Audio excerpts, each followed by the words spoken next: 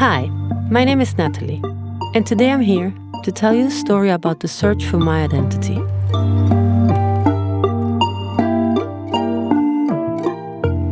When people who are close or not so close to me find out that I'm adopted and that a documentary has been filmed since I actively began the search for my roots, what always follows is a series of questions. I have been answering these questions for years. Now that we finished filming the documentary, I decided to make this podcast, answering each one of them. Each episode is an answer to a question. Now, who we really are and what our true identity is a question that humans have been asking themselves since the beginning of time. And still, no one really knows what we're made of. Here, I tell you my story, for now. Now, please remember, this is not the truth. This is just my truth. If my story helps you in any way, that's great. So that's it for me, and I wish you a wonderful day.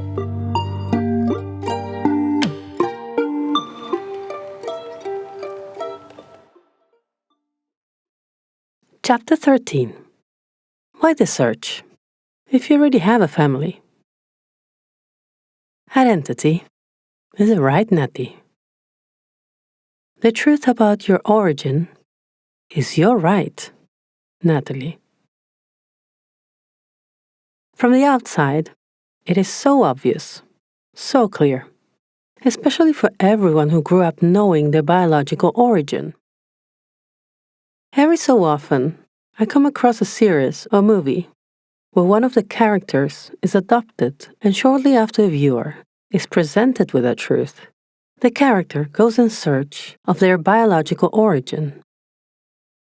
Without any problem, they get on a bus, train, plane, whatever. They arrive at their destination, knock on the door. One of the parents or relatives appears. They even sometimes do a DNA test. And they continue then on the way, integrating the new reality. That easy. And the family that raised them either helps them or supports them or never even finds out about the search. One can see a little bit of conflict, but nothing out of this world. Unconsciously, all viewers think, of course they have to search. How can they go through life without knowing who they are? Of course we have to search. How can we walk through life without knowing who we are? But then, what is stopping us? Or better said, then, what stopped me? I already said that one of the great challenges was confronting the internalized racism I lived with. Challenge the truths and beliefs that have infected the entire world since the European colonialism, and instead give space to a notion that I'm just as worthy as everybody else, regardless of the amount of melanin in my body. Then, of course, we must not forget the whole story with the grandmothers of Plaza de Mayo, the Argentine military dictatorship, their crimes against humanity, and their systematic theft of babies, nor losing my identity again and my German passport. Plus, the fear of the consequences that my father would suffer if they found a relative in the genetic bank of the grandmothers of Plaza de Mayo. One would think that all of that is reason enough to make me want to leave behind my truth and the search for my biological identity. But that was not all. There was more. The other reason was something I've heard from several adoptees I've shared my story with. We don't want to break our adoptive families' hearts. We don't want our mothers, fathers, brothers and sisters to think that we don't love them, that they weren't enough, that we are ungrateful, that we actually always wanted to be somewhere else, growing up with other people. I can't speak for all adoptees, of course. There's so many of us, and there are so many versions of adoptions that it would be pure ignorance to generalize. This is just an observation from having discussed it with other legally or illegally adopted people. But since it is something so recurring, I think it is an important detail to mention. The search for biological roots has little to do with our adopted family. If I base this only on my story, even though my family lacked the harmony and love that I needed so much, they were and will always be my family, unique and irreplaceable. What's more, according to what my therapists have always told me, adopted children cling to the adopted family very much and are very loyal out of fear of being abandoned again.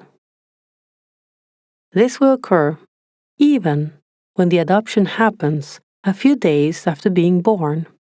And contrary to what many say, newborns can't possibly remember anything about that and think that the change of family should go completely unnoticed by the baby. In general, we adoptees are not very good, so to speak, with losing people or letting go. It's not our thing. Then, of course, we have to see how we handle it. But in general, wherever we get hooked, we don't let go. Personally, the most important bonds, psychological patterns, my culture, and the general way of relating to the world, for better or worse, I inherited from my adoptive family. The search for my roots is not a search to replace my beloved, dysfunctional family. That's impossible. Whether I like it or not, that is my family, and that is the inheritance they left me. The deep love I have for them is unshakable. The search for my biological identity has to do with something else. At first, it was not clear to me what I was trying to understand. And as Mercedes Yáñez, who for many years dedicated her life to recovering the biological identity of people like me, said, "Don't think that by finding your biological origin, you're going to solve all your problems." At no time did I ever think that it would be like this. That if I found my biological origin, all my problems would be solved. What I needed to find was not just my blood or my genetics. It was something much bigger and inexplicable than that. After the last trip to Argentina, where I traveled to contact my possible biological mothers, it became clear to me that what I really wanted was to understand what happened. How could my mom let me go so easily? Did she ever think about me? Or was I really as insignificant to her as my adoptive family made me out to be? What I wanted was to understand the context. Because even though it is cruel and heartbreaking, it is important to know what happened, how it happened, and why it happened. It's putting things in the right place.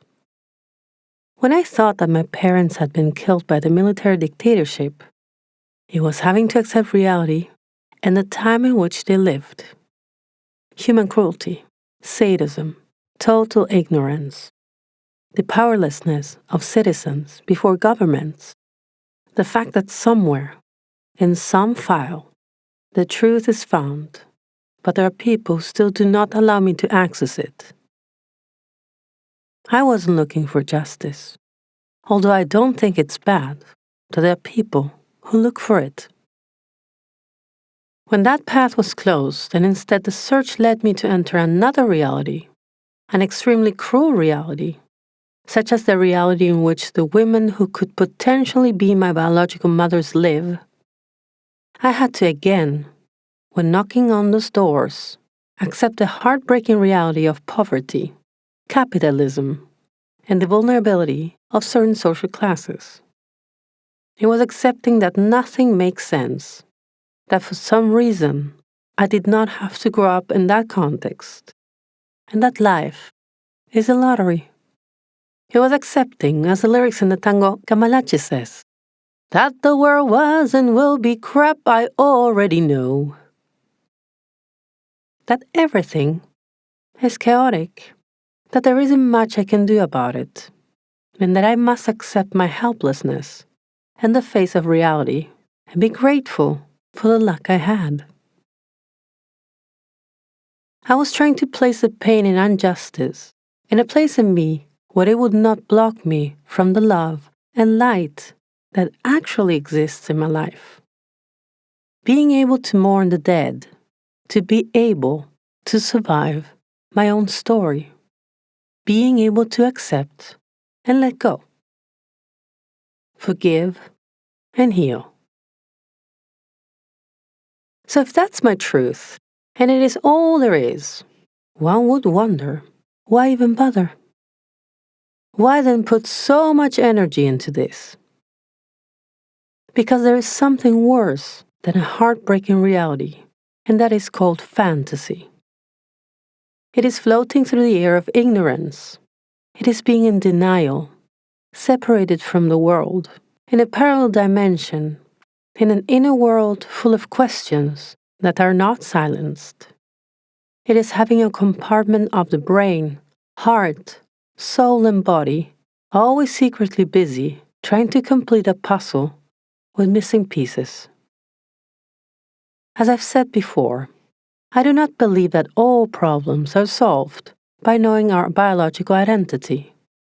But at least knowing what happened is feeling the ground under our feet, even when that same ground is cruel and unjust.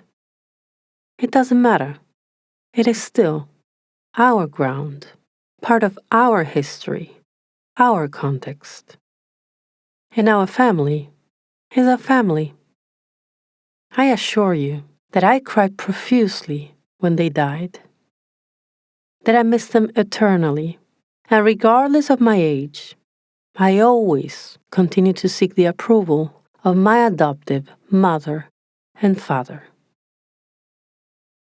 And that is the beauty about adoption. Love transcends blood and biology. Love is not stopped by dysfunction. It is the superpower that children have. For them, the natural thing is to love. That's why our inner child's heart always longs for mom and dad to see us. The child within always longs to return home. And that's why the search is not a family matter. It is personal. They will never lose us.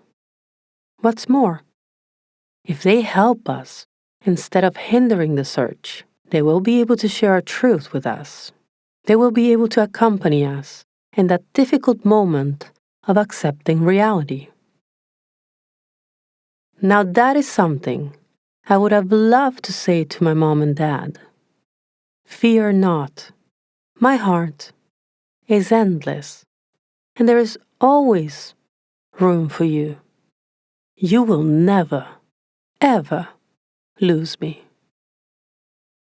Family, have faith. The truth sets us all free. Always.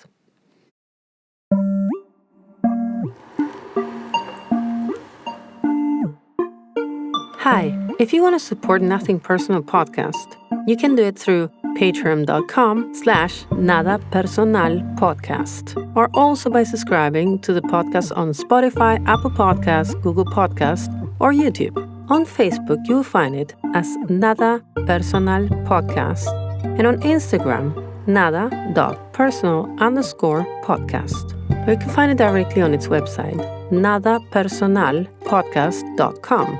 This podcast and the theme song were produced by me at Lilla Luna Music, Stockholm, Sweden. The translation to English is by Jeremy Halpin. Thank you so much for listening and have a great day.